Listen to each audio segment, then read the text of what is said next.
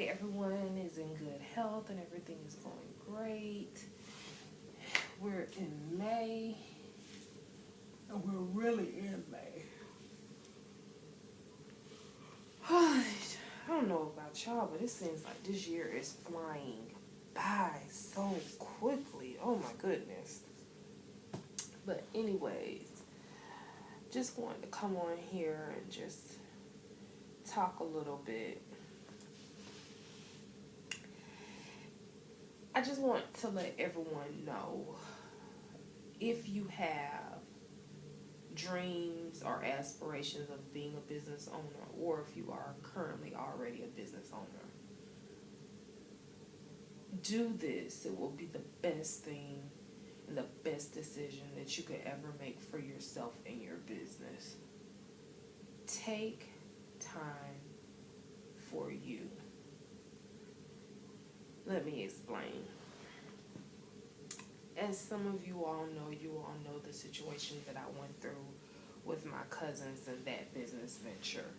And I literally worked 7 days a week, nonstop, for practically 5 years.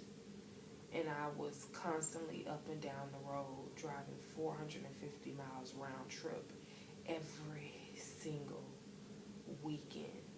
Sometimes I had to make that round trip drive 2 and 3 times a week.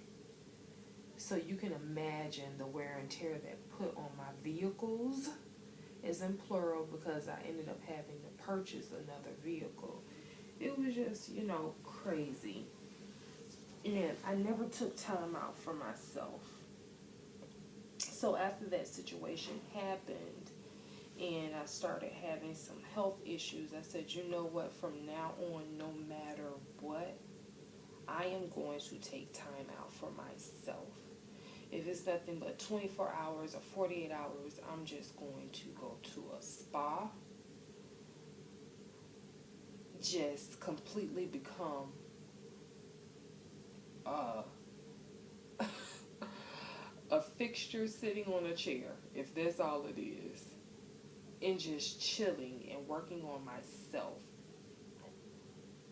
and just journaling and writing and planning my goals for the upcoming month, and just focusing on me, nothing else but me, nothing else but what I want to do, what my dreams and aspirations are. That will be the best decision that you can ever make for yourself and for your business. My thing is, I take such pride in what it is that I do and in my products. And I feel like if I'm not the best person that I can be, my products will show that. My products will actually reflect that. So that's why I work so hard at what it is that I do. And I work so hard at making sure that I am never burned out. So guess what? Right now I'm on one of my disappearing rendezvous. I actually love this place. I come here pretty often. If not at this particular location, I come here probably about every other month. I go somewhere once a month, and I literally disappear. I go completely off the grid. And I don't bring anybody with me. I have to focus. I have to focus on me. I have to concentrate on me, and I don't want any interruptions, and I don't want any distractions. And, of course, my mom, she hates that I do this, because a lot of times she wants to come with me, but I just feel like I need all of me to myself. I'm definitely an introvert, and sometimes I just need time to myself.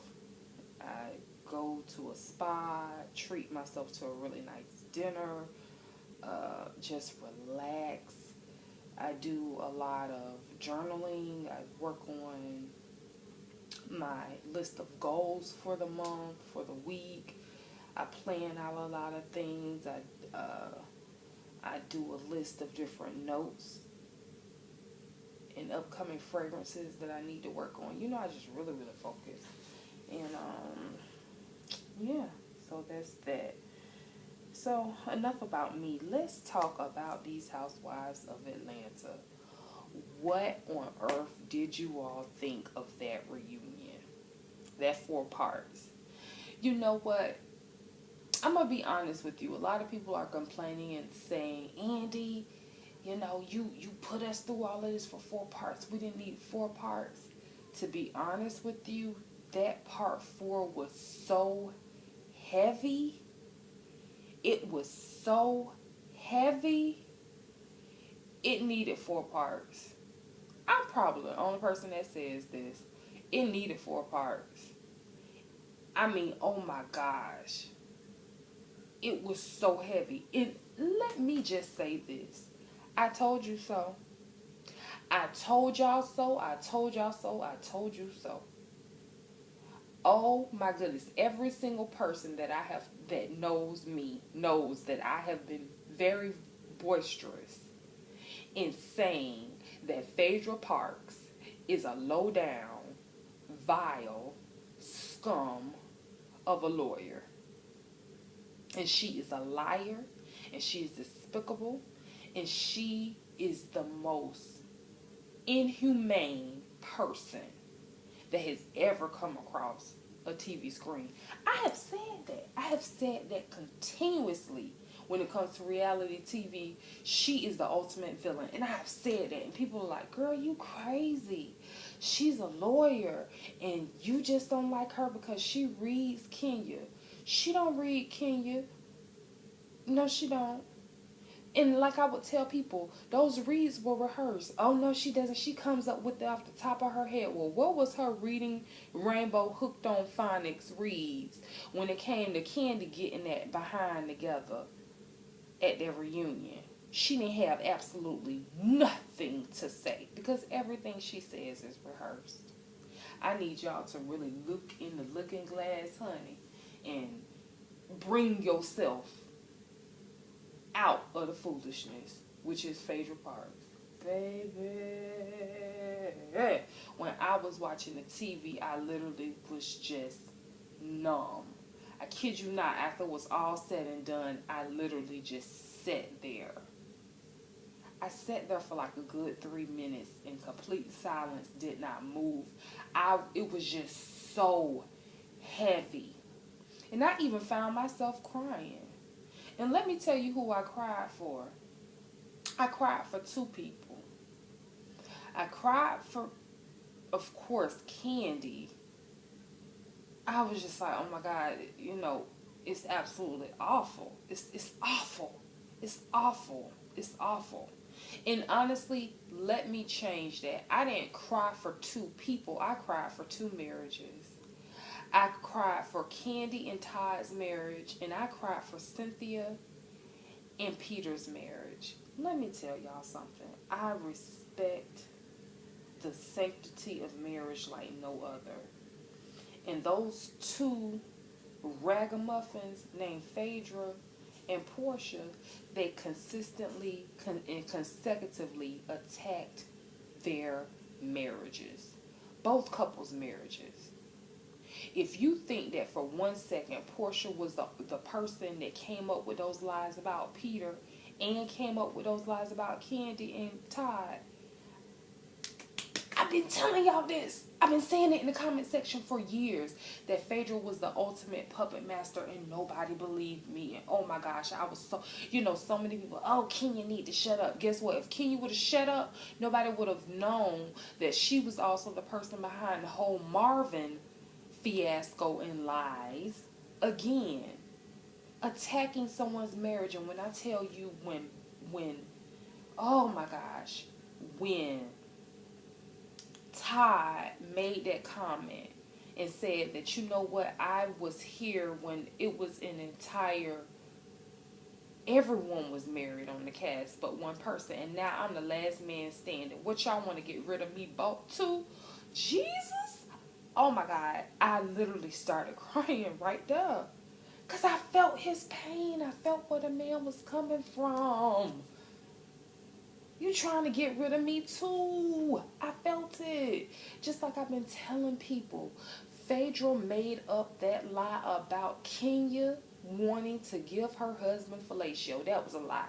If you look back, there was never a scene with Apollo actually saying, "Hey Phadrea, I lied on Kenya." There's not a scene of that. Because guess what? Phadrea made up the goddamn lie. She made it up. Oh, it infuriates me. I mean, people really were wanting to kick Kenya off the cast. They wouldn't even film with the girl because of that. Producers were even do me this favor. Go back to when Porsha and Kenya got into that altercation.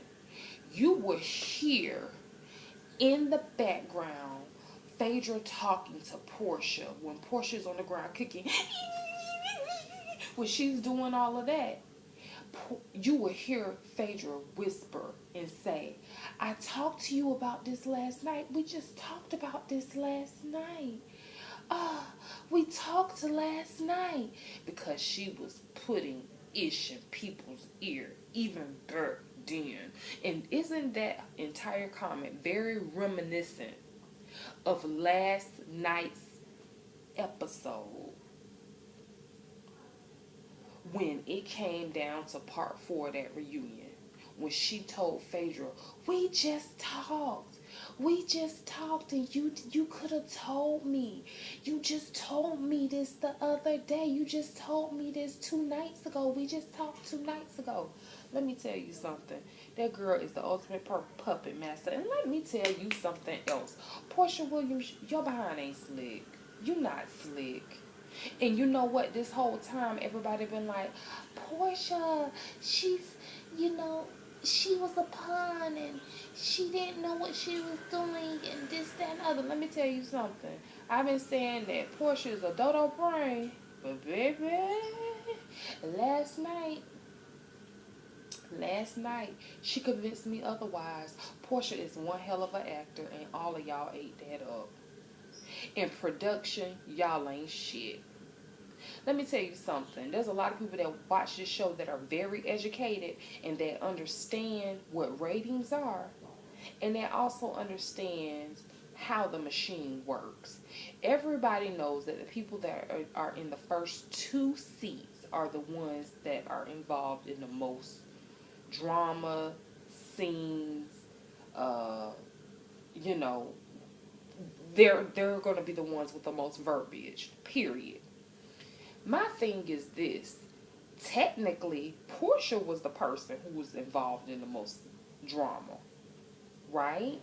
Because she was the person that was constantly going at it with Candy, not Phadrea. So why the heck was Phadrea sitting to Andy's left? Because production had already pinned it and told Porsha it's either going to be you or her, so you better put your acting skills to work.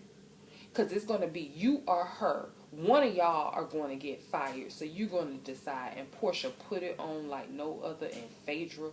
That's why Phadrea had this nonchalant, unbothered attitude, because she already saw for what it was. She got done in by a girl, Porsha, and she didn't even realize it when technically both of them should have been done in, because Porsha knew that it was a lie.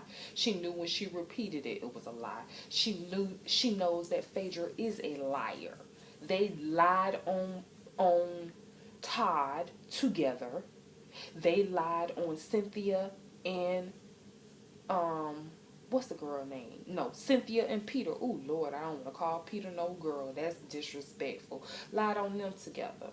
And as far as I'm concerned, you not slick and you a lot smarter than what a lot of people think. And I give it up to you. But your acting skills are subpar, honey. I'm going to need you to go back and take some more classes, because I saw through it. Look at it very, very close, especially in the beginning when Candy is pouring her eyes out and she leaves. There's not one tear coming out of Phadrea or Porsha's eyes.